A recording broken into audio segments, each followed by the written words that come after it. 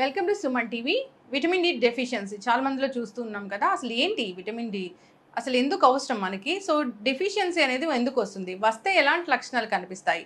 So మరి రాకుండా జాగ్రత్తలు ఏంటి, ఇక ట్రీట్మెంట్ గురించి వివరాలు తెలుసుకుందాం. ఈరోజు మనతో పాటు ఉన్నారు chief joint replacement and arthroscopic surgeon doctor KG Reddy garu from Jubilee Hills Apollo hospital. Doctor garu నమస్తే. నమస్కారం. డాక్టర్ గారు, విటమిన్ డి డెఫిషియన్సీ అంటే మాకు తెలిసి ఇది కరోనా టైం నుంచి వింటూ ఉన్నాము. ఈ విటమిన్ డి అనేది ఉంటుంది, దాని డెఫిషియన్సీ వస్తే ఇలాంటి లక్షణాలు కనిపిస్తాయి. జనరల్గా ఈ విటమిన్ డి డెఫిషియన్సీ అనేది ఎందుకు వస్తుంది, వస్తే ఎలాంటి లక్షణాలు కనిపిస్తాయి? విటమిన్ డి డెఫిషియన్సీ అనేది వెరీ కామన్ ప్రాబ్లం. స్పెషల్లీ ఇది ఎనీ ఏజ్లో రావచ్చు. చిన్నపిల్లలు రావచ్చు, మిడిల్ ఏజ్లో రావచ్చు, ఎల్డర్లీ పీపుల్లో రావచ్చు. మనకు గ్రోయింగ్ ఏజ్లో అంటే చిన్నపిల్లల్లో అడోలసెంట్లో విటమిన్ డి అనేది చాలా ఇంపార్టెంట్ విటమిన్. అండ్ ఇది ప్రతి పార్ట్ ఆఫ్ ది బాడీలో ఎఫెక్ట్ అవుతుంది. అందుకనే దీన్ని విటమిన్ అనకుండా హార్మోన్ అంటున్నాం రీసెంట్లీ. దీని డెఫిషియన్సీ సిమ్టమ్స్ ఎలా ఉంటాయంటే పెయిన్ వస్తుంటుంది, మెయిన్లీ బోనీ పెయిన్ కానీ, మసిల్ పెయిన్ కానీ, తర్వాత రీనల్ పెయిన్ అంటాము, అబ్డామినల్ పెయిన్ రావడానికి ఉంటుంది. తర్వాత headache, restlessness, irritation, sleeplessness and loss of interest అంటే వేరియస్ సిమ్టమ్స్ మేనిఫెస్ట్ అవుతుంది. అంటే సైకలాజికల్ సిమ్టమ్స్ ఉంటాయి, ఫిజికల్ సిమ్టమ్స్ ఉంటాయి, mainly pain in the bones and muscles. ఎందుకు వస్తుంటుందంటే స్పెషల్లీ ఈరోజు రేపుల్లో మనము సన్లైట్ ఎక్స్పోజరు చాలా తక్కువైపోతుంది రోజు రోజుకు. ఇంట్లో ఉండి, ఏసీలో ఉండి, ఐటీ కంపెనీ వాళ్ళు స్పెషల్లీ అంటే డే టైం కంప్లీట్లీగా ఆఫీస్లో ఉండి మార్నింగ్ వెళ్ళి ఈవినింగ్ వరకు సన్ ఎక్స్పోజర్ లేదు. దానివల్ల ఈ విటమిన్ డి డెఫిషియన్సీ అవుతుంది.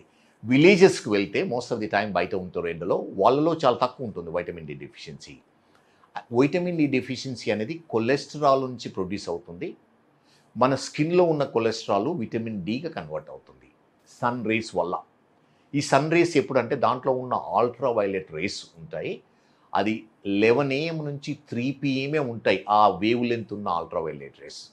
సో మనము 11 AM నుంచి 3 PM వరకు 40 minutes లైట్ అంటే సన్లైట్కి ఎక్స్పోజర్ అయ్యి ఫేస్ కాకుండా బ్యాక్, ఆర్మ్స్, లెగ్స్ ఎక్స్పోజ్ అయింటే మనకు ఎనఫ్ విటమిన్ డి ప్రొడ్యూస్ అవుతుంది. కానీ most of the time this very impractical. ఎందుకంటే మోస్ట్ ఆఫ్ ది టైం మనం బిజీ ఉంటాము, ఇంట్లో ఉంటాము, పడుకొని ఉంటారు చాలా వరకు. ఈ టైంలో ఎక్స్పోజ్ కావడం కష్టం. Most of the time notion ఏంటిదంటే morning time, evening time sun exposure వల్ల విటమిన్ డి వస్తుందని అంటారు, కానీ అది నిజం కాదు. అందుకని ఈ టైంలో ఎక్స్పోజరు చాలా difficult. So best way of preventing vitamin D deficiency is supplementation. Injection తీసుకోవద్దు, ఇంజెక్షన్స్ వల్ల సైడ్ ఎఫెక్ట్స్, టాక్సిసిటీ ఉంటుంది. అందుకని సప్లిమెంటేషన్ వీక్లీ ఒకసారి 60K అంటే 60,000 యూనిట్స్ తీసుకుంటే చాలా వరకు మనకు సరిపోయినంత అవుతుంది. దీంతో పాటు కాల్షియం సప్లిమెంట్స్ అవసరం ఉంటుంది. ఒకటి అడ్వాంటేజ్ ఏంటంటే టాబ్లెట్స్ తీసుకోవడం వల్ల ఎక్సెస్ అవుతే అది ఎక్స్క్రీట్ అయిపోతుంది, మన బాడీలోకి వెళ్ళి టాక్సిసిటీ ప్రొడ్యూస్ చేయదు. చాలామంది చెప్తూ ఉంటారు, సో ఇంత డెఫిషియన్సీ ఉంటే మేము ఇంజెక్షన్స్ తీసుకున్నామనే చెప్తూ ఉంటారు డాక్టర్ గారు. దాని తర్వాత వీక్లీ వన్స్ ట్యాబ్లెట్ ఇచ్చారని చెప్తూ ఉంటారు. అంటే నార్మల్గా ట్యాబ్లెట్ కన్నా ఇంజెక్షనే ఎక్కువ సైడ్ ఎఫెక్ట్స్ ఉంటుందా? అవును. ఒకవేళ ఎలా అంటే ఇంజెక్షన్ అంటే మరీ డెఫిషియన్సీ, స్పెషల్లీ చిన్నపిల్లల్లో ఇంజెక్షన్ అవసరం ఉంటుంది, కానీ ఈ రోజు రేపులో tablets are equally effective. Injection వల్ల ఒక డిసడ్వాంటేజ్ అంటే మనకు బార్డర్ లైన్లో డెఫిషియన్సీ ఉంటే ఇంజెక్షన్ తీసుకోవడం వల్ల టాక్సిసిటీ అంటే నేను ఎవరిని స్కేర్ చేయడం లేదు, కానీ సమ్టైమ్స్ బ్లైండ్నెస్ రావడానికి ఛాన్స్ ఉంటుంది. అందుకని ప్రిఫరబుల్లీ ఇంజెక్షన్స్ అవాయిడ్ చేసి ట్యాబ్లెట్ తీసుకోవడము మంచిది.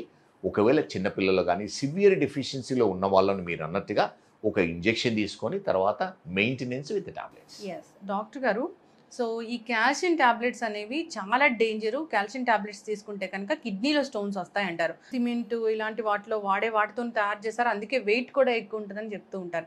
నిజంగానే అంత డేంజరా? అది కొంతవరకు నిజం కాదు.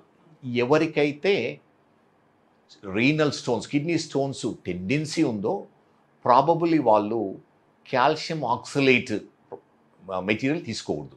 కానీ జనరల్లీ ఎలా ఉంటుందంటే కాల్షియం అనే ఎన్ని ట్యాబ్లెట్స్ తీసుకున్నా కూడా, ఓరల్గా తీసుకున్నా కూడా మనకి ఎంత అవసరం ఉందో బాడీలో అంతే తీసుకుంటుంది.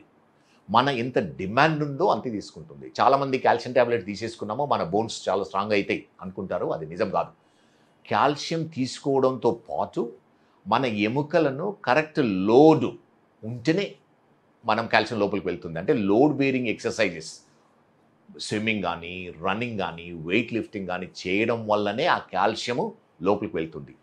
90% అది వాళ్ళు కాల్షియం తీసుకోవడం వల్ల రీనల్ స్టోన్స్, కిడ్నీ స్టోన్స్ రావడం అనేది నిజం కాదు. జనరల్లీ అబ్జార్ప్షన్ మనకి ఎంత అవసరం ఉందో అంతే తీసుకుంటాం. ఓకే, అంటే జనరల్గా ఈ జాగ్రత్తలు ఏమైనా చెప్తారా డాక్టర్ గారు? ఈ డి విటమిన్ తీసుకున్నాము, లేదంటే కాల్షియం తీసుకున్నాము, ఇలాంటి వాటి వల్ల సైడ్ ఎఫెక్ట్స్ లేకుండా ఓన్లీ మనకు కావాల్సిన విటమిన్స్ మాత్రమే అందడానికి ఏమైనా టిప్స్ చెప్తారా? ఎస్, ఎలా అంటే మెజారిటీ టైం అంటే మన లైఫ్ టైము డెఫిషియన్సీ తీసుకుంటూ వెళ్ళం. జనరల్లీ ఎలా ఉంటుంది, కొంత time probably weekly 2-3 days sun exposure చాలా ఇంపార్టెంట్. సన్ ఎక్స్పోజర్ అనేది చాలా మంచిది హెల్త్కు. విటమిన్ డితో పాటు ఎన్నో ఉపయోగాలు ఉన్నాయి. So probably 20 minutes face expose చేయకుండా బ్యాక్, ఆర్మ్స్, లెగ్స్ ఎక్స్పోజ్ చేసుకొని మన ఇంటి గార్డెన్లో కానీ టెరెస్ పైన కూర్చుంటే చాలా మంచిది. అలానే మనం తీసుకునే అంటే ఆహార పదార్థాల్లో స్పెషల్లీ మిల్క్, యోగర్ట్, వీటిలో చాలా కాల్షియం ఉంటుంది. అంటే ఒక glass of milk is equivalent to 2 tablets of calcium. అది తీసుకున్నా కూడా డెఫిషియన్సీ ఉందంటే there is a problem with our absorption or demand. Just తీసుకున్నంత మాత్రం అది ఉండదు. సో రెగ్యులర్గా అంటే మెజారిటీ వాళ్ళలో కాల్షియం అనేది సప్లిమెంటేషన్ అవసరం ఉండదు. ఎవరికైతే విటమిన్ డి డెఫిషియన్సీ ఉందో వాళ్ళకి డెఫిషియన్సీ అవసరం, సప్లిమెంటేషన్ అవసరం ఉంటుంది. తర్వాత మెయింటెనెన్స్ అనేది ఎక్స్పోజర్ చేస్తూ, లేకపోతే మంత్లీ ఒకసారి ఒక ట్యాబ్లెట్ తీసుకుంటే సరిపోతుంది. Only women in pregnancy, lactating, breast feeding women, elderly పీపుల్లో మాత్రము సప్లిమెంటేషన్ కాల్షియం ఎసెన్షియల్. చాలా డెఫిషియన్సీ వస్తే ఈ విటమిన్ డి కానీ ఈ కాల్షియం కానీ వెరీ డెఫిషియన్సీ వచ్చింది, అప్పుడు ఏం జరుగుతుంది డాక్టర్ గారు? ఏమవుతుందంటే స్పెషల్లీ చిల్డ్రన్లో వైటమిన్ డి డెఫిషియన్సీ వల్ల బోన్ డిఫార్మిటీస్ అవుతాయి. మీరు చిన్నపిల్లలు ఊర్లలో చూస్తుంటే కాళ్ళు వంకరగా వెళ్ళి ఉంటాయి. అండ్ నడవడం కూడా సరిగా నడవడు. పొట్ట ఉబ్బి, తల వాపి, చెస్ట్ వాచి, ఎముకలు వీక్గా ఉండి, రికెట్స్ అంటాము. ఇది వెరీ అంటే sometimes severe condition, very much preventable condition. So vitamin D deficiency చిన్నపిల్లల్లో రికెట్స్ అవుతుంది, డిసీజ్ అని వస్తుంది. అదే ఎల్డర్లీ అడల్ట్ పీపుల్లో ఏమవుతుంది, విటమిన్ డి డెఫిషియన్సీ వల్ల ఆస్టియోమలేషియా అంటాం. దానివల్ల ఏమవుతుందంటే చిన్న ఇంజరీ అయినా ఫ్రాక్చర్స్ అవుతుంటాయి. Most of the people spine fractures కానీ హిప్ ఫ్రాక్చర్స్తో వస్తుంటారు.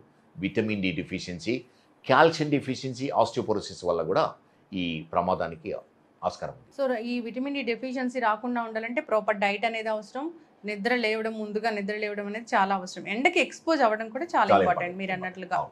ఎస్, ఏదైనా డెఫిషియన్సీ వచ్చిందంటే వెంటనే డాక్టర్ వద్దకు వెళితే సరైన మందుల్ని ప్రిస్క్రైబ్ చేస్తారు, టెస్ట్ చేసి డయాగ్నోస్ చేసి మందులు ఇవ్వడం, దాని ప్రకారం వాడుకోవడం మంచిది. డాక్టర్ గారు మీరు అన్నట్లుగా చాలా మంది కరోనా టైంలో ఎక్కువగా డి విటమిన్ వేసుకున్నారు. సో దానివల్ల వచ్చిన నష్టాలు కూడా చాలా చూసాము.